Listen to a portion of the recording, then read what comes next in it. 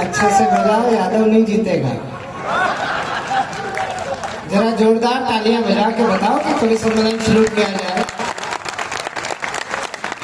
वरना अभी अश्विनी चौबे जी के बाद और भी विषय हैं।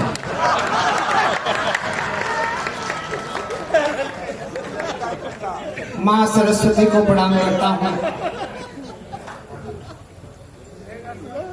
अंग प्रदेश में होने वाला यह ऐतिहासिक काव्य समारोह, मारवाड़ी पाठशाला के प्रांगण में होने वाला यह काव्य अनुष्ठान, और जब आदरणीय अश्विनी जी संभाषण कर रहे थे तो मैंने सुदीप भाई को बताया कि नेताओं में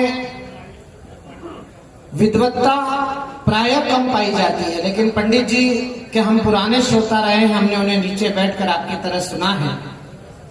एक विद्वान राजनेता के विद्वत्पूर्ण वक्तव्य के लिए एक बार जरा जोरदार तालियां बजाइए कि उन्होंने इतनी संक्षिप्त सभा में इतनी सारगर्भित जानकारी हम तक पहुंचाई, और उसमें जो मौके पे चौका लगाया आपके सांसद ने, ये इनके भविष्य में बड़े नेता होने के गुण हैं।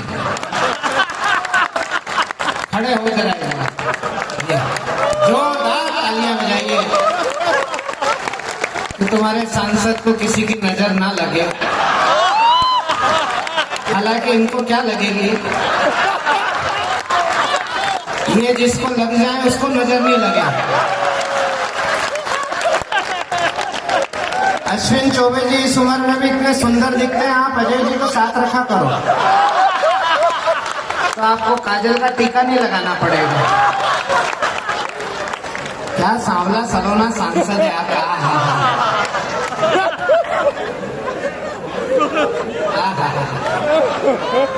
मनमोहन सिंह की सरकार में कोयला घोटाला हुआ था, बाद में अश्विनी जी आप तो बाद में मंत्री बने, उसकी फाइल भी गुमी थी। ऐसा लग रहा है वो फाइल यहीं फंसी हुई है।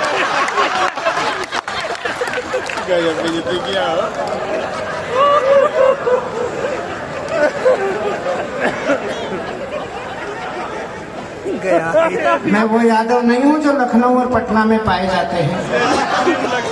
राजनीतिक परिवारों में एक यादव जी हमारे यहाँ भी बैठे हैं, विधान परिषद के नेता। एक बार उनके लिए भी मैंने इतना भला यादव पहली बार देखा बिहार में। जरा जोरदार तालियां बजाइए उनके लिए। मैं मध्य प्रदेश का ISI ब्रांड यादव हूँ। मेरे बाप दादा ने कभी चारा नहीं खाया, बंगलों की टोटी नहीं चुराई, सीधे मातृभूमि की सेवा का संकल्प लिया और एक ही बात की घोषणा करी कि तेरा वैभव अमर रहे, माँ हम दिन चार रहे ना रहे। इसलिए एक बार मेरे सम्मान में हाथ ऊपर करके ढंग से ताली बजाओ। तो भी कहाँ है? तुम भुवन मोहिनी आई है जब से थोड़े ज्यादा ही रंग में आ गए। अच्छा, उसी कुर्सी पे जाके बैठे जहाँ भुवन मोहिनी बैठी थी, मतलब उसकी गर्माहट तक महसूस कर रहे हैं कुर्सी पे बैठे। सौदन से कह रहे थे कि सबकी नजर इधर चली गई। मैंने कहा तुम भी ऐसी साड़ी पहन लो, तुमको देख लेंगे लोग। उसने कहा बेटा जवान हो गया, उसके सामने कवित्री को छेड़ रहे हैं। ये अंग प्रदेश में ही संभव है। और जब भाजपा में मिसकाल से सदस्य बना लिया आप लोगों ने, पंडित जी आपने भी क्या कमाल किया, मतलब आपके भी शाह कम है, वो बादशाह ज्यादा है। मिसकाल से सदस्य बनाए भाई ने, उन ग्रहों पे सदस्य बना दिए जहाँ लोग बसे ही नहीं अभी तक।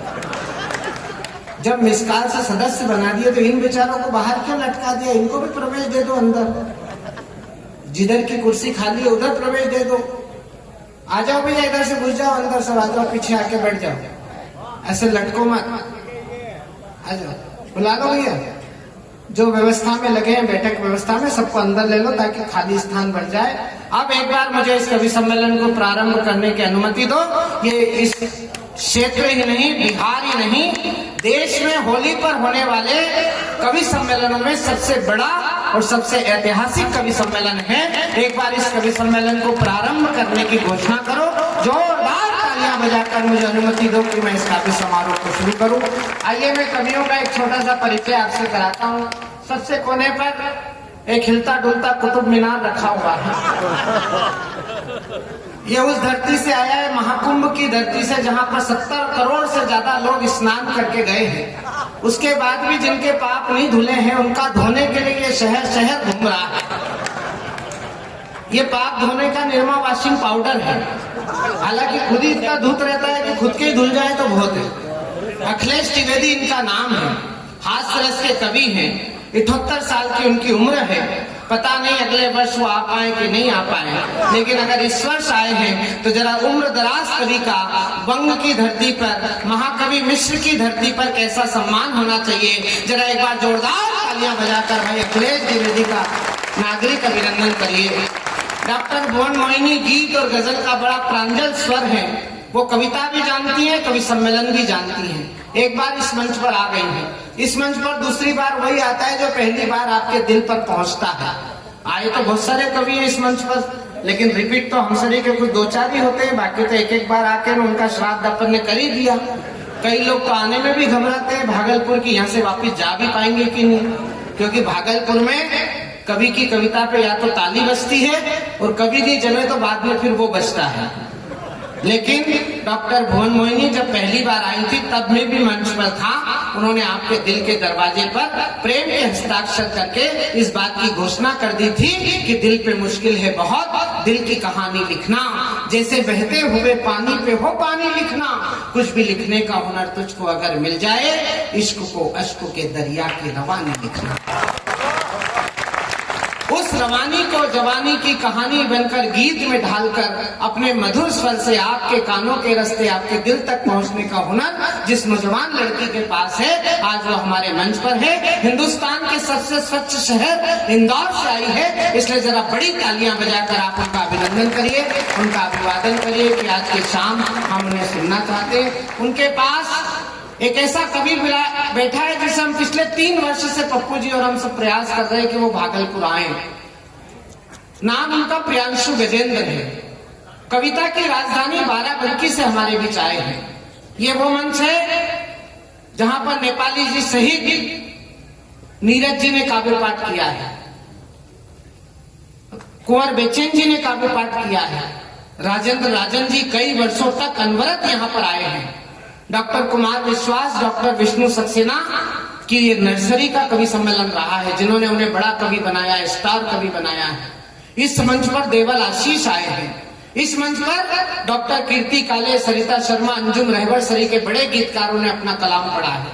आज इस सूची में एक नया नाम जुड़ने जा रहा है और मुझे महाकवि मिश्र की इस सूक्ष्म स्थूल स्थिति कहीं पर अखिल ब्रह्मांड में हो तो उनकी उपस्थिति में एक बात की घोषणा करना चाहता हूं। आदरणीय हमारे बहुत विद्वान राजनेता यहाँ पर बैठे, उनकी उपस्थिति में एक बात कह रहा हूं कि अगले 100 वर्ष तक हिंदी की वाचिक परंपरा जिस युवा गीतकार के सहारे अपनी उपस्थिति आपके दिलों में धड़कन बन के धड़केगी, आज वो गीतकार भागलपुर में आया है, पहली बार आया है। जरा उसका अभिनंदन हाथ ऊपर करके जोरदार तालियां बजाकर करिए। मैं भाई प्रियांशु गजेंद्र से निवेदन करूंगा कि एक बार आगे आकर झुककर आपको दंडवत प्रणाम करके एक बार आपका आशीर्वाद ले, ताकि आप इस कवि को ऐसा आशीर्वाद दें कि हिंदुस्तान में हमारी हिंदी की पताका, पूरी दुनिया में हमारे हिंदी की पताका हो जाए। आदरणीय गजेंद्र प्रियांशु जी का हम अभिनंदन करते हैं। वो बाराबंकी से हमारे बीच आए हैं और गीतकार की समझदारी देखोगे, कवित्री के पास बैठा है। ये मोबाइल ऐसा है जो अपना चार्जर साथ रखता है।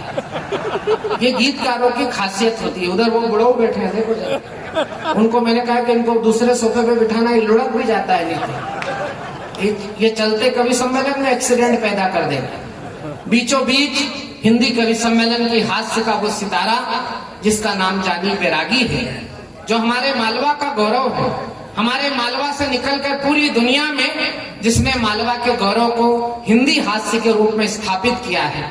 हम उस मालवा से आते हैं जिस मालवा से शरद जोशी, शैल चतुर्वेदी, प्रदीप चौबे, माणिक वर्मा,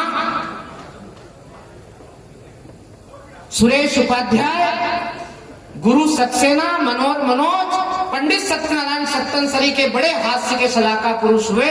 लेकिन उस ध्वजा को जिस हास्य कवि ने, पंडित ओम व्यास ओम, और उसके बाद उस हास्य की ध्वजा को जिस कवि ने अपने हाथ में थामकर पूरी दुनिया के नक्शे पर मालवा का हस्ताक्षर किया है, वो कवि आज भागलपुर में आपके निमंत्रण पर पुनः इस मंच पर आया है, जिसका नाम जानी बैरागी है। मैं उसका परिचय दूंगा, आप मुझे उससे ज्यादा जानते हैं। एक बार जरा जोरदार तालियां बजाकर भाई जानी बैरागी का अभिनंदन करिए, अभिवादन करिए। सुदीप भोला इस मंच का खानदानी कवि है। जैसे इनके पूज्य पिताश्री इस कवि सम्मेलन के आयोजक हैं, फिर पप्पू जी आयोजक हो गए। पिछले साल ये श्राद्ध करने गया जी चले गए थे तो बेटे ने मोर्चा संभाल लिया था। वैसे ही इस मंच पर वर्षों पहले संदीप सपन आए हैं, जिन्होंने कहा सुन ले बेटा पाकिस्तान, बाप है तेरा हिंदुस्तान। और जिस राम जन्मभूमि मंदिर के निर्माण की हम चर्चा कर रहे हैं, पूज्य साध्वी दीदी मां ऋतुम्बरा जी के मुखारविंद से उनके संभाषण में कई बार जिनकी पंक्तियां पूरे हिंदुत्व के गौरव को जगाने के काम आएगी, कहो गर्व से हम हिंदू हैं, हिंदुस्तान हमारा है, ऐसी अजर अमर पंक्ति लिखने वाले बड़े कवि संदीप सपन के घर एक विचार पुष्प का जन्म हुआ, जिसका नाम सुदीप भोला है, जो कई बार यहाँ पर आए हैं। आज पुनः आपके आदेश पर आपकी सेवा करने के लिए आए हैं। मैं चाहता हूँ एक बार जरा उसके लिए जरूर तालियां आपकी कमजोर है, जरा जोरदार तालियां बजाइए। ये न्यूज 18 पर हर रात नेताजी लपेटे में पाए जाते हैं। अश्विन जी इनके चुंगल में कई बार फंस चुके हैं। हर पार्टी के नेता को लपेटने का इनके पास काम है। शहनवाज हुसैन से लेकर निशिकांत दुबे तक तमाम इस क्षेत्र के नेता इनके चुंगल में फंस चुके हैं। ये न्यूज 18 पर रोज कविता लिखते हैं। इधर घटना घटी नहीं, इधर कविता तैयार। कई बार तो घटनाएं इंतजार करती कि लिख दे तो मैं घटूं। ये कौशल इस मंच पर आज की रात किसी के पास है तो वो मेरे प्रिय भतीजे सुदीप भोला के पास है। वो उम्र में, अनुभव में हमसे छोटा जरूर है, लेकिन हिंदी कविता के कद में वो बड़ा कवि हो चुका है, स्टार कवि हो चुका है। इसलिए जरा बड़ी तालियां बजाकर पुनः उसका अभिनंदन करिए। आइए, मैं इस काव्य यात्रा को माँ की वंदना से शुरू करना चाहता हूँ। माँ के बारे में हमारे उज्जैन के एक बड़े कवि हुए रमेश सोस, जिन्होंने कहा कि बहुत रोते हैं पर दामन हमारा नम नहीं होता, इन आंखों के बरसने का कोई मौसम नहीं होता। पंडित जी, मैं आज के कार्यक्रम की मेरे आने की उपलब्धि ये मानता हूं कि मैंने आपका इतना उत्कृष्ट संभाषण सुना। भगवान राम की संभावना जहां से पैदा हुई, हम उस धरती पर खड़े हैं। भगवान राम के हाथ पर रक्षा की कलाई का सूत्र बांधने वाली बिटिया जिस धरती ने अयोध्या को दी, हम उस धरती पर खड़े हैं। और उस धरती ने ऐसे राजनेता दिए, वरना राजनेताओं की भाषा सुनो क्या क्या बोल रहे हैं टीवी पर। आप सौभाग्यशाली हो तो आपको पंडित जी सरी के राजनेता मिले और हमारे भाई मंडल जी सरी के विनम्र सांसद मिले, जिनने अपना दावा ही छोड़ दिया बोलने का। बहुत रोते हैं पर दामन हमारा नम नहीं होता, इन आंखों के बरसने का कोई मौसम नहीं होता, मैं अपने दुश्मनों के बीच भी महफूज रहता हूँ, मेरी माँ की दुआओं का खजाना कम नहीं है। और जितने मेरे छोटे भाई, नौजवान दोस्त, पढ़ने वाले बच्चे यहाँ पर कविता सुन रहे हैं, एक बात ध्यान रखना, जीवन में कोई बड़ी परीक्षा देने जाओ, जीवन में व्यवसाय का कोई बड़ा अनुबंध करने जाओ, राजनीति में कोई बड़ा अनुबंध करने के लिए निकलो और कोई पुरोहित ना मिले, कोई विद्वान व्यक्ति मुहूर्त देखने के लिए प्राप्त ना हो, तो कवि की दो पंक्तियां याद रखना। मंगल नसीम बड़े शायर हैं, दिल्ली में विश्राम कर रहे होंगे, हम उन्हें इस मंच से याद कर रहे हैं। उन्होंने कहा कि क्या सीरत क्या सूरत है। अगली पंक्ति दिल पर दस्तक दे तो तालियां ऐसी उठाना कि लगना चाहिए कि ये कवि सम्मेलन वर्षों की परंपरा है। क्या सीरत क्या सूरत है, माँ ममता की मूरत है, पांव छुए और काम हुआ, अम्मा एक मुहूर्त है।